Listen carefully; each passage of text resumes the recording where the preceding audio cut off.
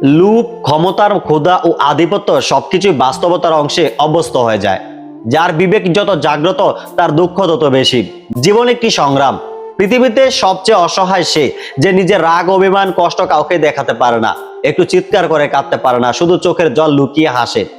জীবনে একটি উদ্দেশ্য ছাড়া সুখে পৌঁছানো অনেক কঠিন। পৃথিবীতে কঠিন বাস্তবের মধ্যে একটি বাস্তব হলো, মানুষ যখন সাফল্যের দ্বার প্রান্তে এসে পৌঁছায় আর তখনই তার প্রিয় মানুষটি হারিয়ে যায়। আকাঙ্ক্ষা এবং ড্রাইভ ছাড়া লক্ষ্য থাকা সত্ত্বেও কিছুই করা যায় না।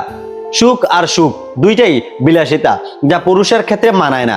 মৃত্যুর যন্ত্রণার চেয়ে বিরহের যন্ত্রণা যে কত কঠিন, কত ভয়ানক তা একমাত্র ভুক্তভোগী অনুভব করতে পারে। পরিস্থিতিকে তার প্রকৃত বাস্তবতার বাইরে অতিরঞ্জিত হতে দেবেন না।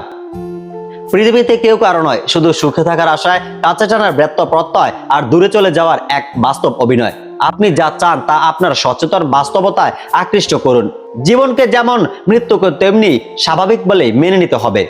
যদি কোনো ব্যক্তি আপনাকে চোখ বন্ধ করে না দেখে, তার মানে আপনি তাদের হৃদয়ে নেই, এবং তাদের হৃদয়ে যা নেই তা তাদের ভবিষ্যতে অনুপস্থিত। আপনি যে বাস্তবতা উপলব্ধি করছেন তার মধ্যে আপনি বন্দী। আপনার বাস্তবতা যা আপনি পরিবর্তন করতে চান তা কি তা শনাক্ত করুন।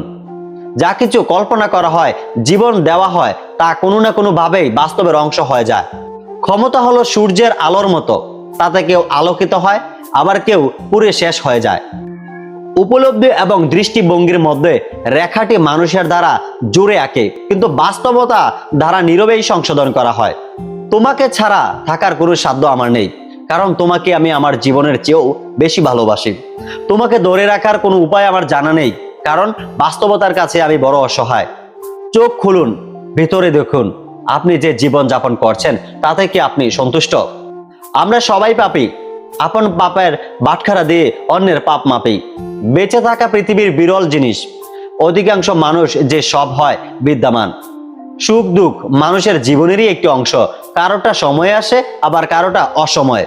আমি খুঁজে পেয়েছি যে আপনি যদি জীবনকে ভালোবাসেন তবে জীবন আপনাকে আবার ভালোবাসবে।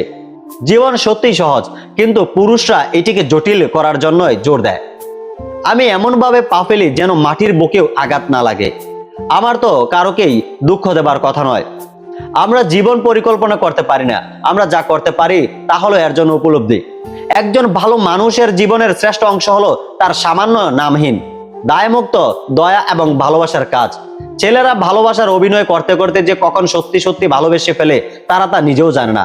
মেয়েরা সত্যিকারের ভালোবাসতে বাসতে যে কখন অভিনয় শুরু করে তারা তা নিজেও জানে না। প্রতিটি মুহূর্ত একটি নতুন শুরু। আপনি খারাপ জিনিসগুলি থেকে আড়াল করতে পারেন না এবং ভান করতে পারেন যেগুলির অস্তিত্ব নেই, যা আপনাকে একটি স্বপ্নের জগৎ দিয়ে রেখেছিল, এবং স্বপ্নের জগৎগুলি শেষ পর্যন্ত ভেঙে যায়। আপনাকে সত্যের মুখোমুখি হতে হয়েছিল, এবং তারপর সিদ্ধান্ত নিন আপনি কি চান। অনেক কিছু ফিরে আসে, ফিরিয়ে আনা যায়, কিন্তু সময়কে ফিরিয়ে আনা যায় না। আপনি যে রাস্তাটি হাঁটছেন তা যদি আপনার পছন্দ না হয় তবে অন্য একটি পাকা করা শুরু করুন। সুন্দরী মেয়েরা পারিবারিক জীবনে সবচেয়ে বেশি অসুখী হয়, কারণ তাদের উপর বহু পুরুষের অভিশাপ লেগে থাকে। জীবন প্রাকৃতিক এবং শর্তপূর্ত পরিবর্তনের একটি সিরিজ। তাদের প্রতিহত করবেন না যে শুধু দুঃখ সৃষ্টি করে। বাস্তবতা এক বাস্তবতা। সুখী হওয়ার দুটি উপায় ছিল, আপনার বাস্তবতা উন্নত করুন অথবা আপনার প্রত্যাশা কম করুন। এই মুহূর্তের জন্য খুশি থাকুন। এই মুহূর্ত আপনার জীবন। জীবন একটি প্রভাব তৈরি করা, আয় করা নয়। তোমার মাথায় বুদ্ধি আছে, আপনার জুতা পায়ে আছে, তুমি তোমার পথ তোমার পছন্দ মতো বেছে নিতে পারো। জীবন মাইল ফলকের বিষয় নয়, মুহূর্তের বিষয়। আপনার জীবনের কাজ আপনার উত্তরাধিকারী এবং বিশ্বের উপর আপনার প্রভাব নির্ধারণ করে। আপনি যদি দীর্ঘকাল বেঁচে থাকেন তবে আপনি ভুল করবেন, তবে আপনি যদি তাদের কাছ থেকে শিখেন তবে আপনি আরো ভালো মানুষ হবেন। জীবন হলো পাঠের ধারাবাহিকতা, যা বোঝার জন্য বেঁচে থাকতে হবে।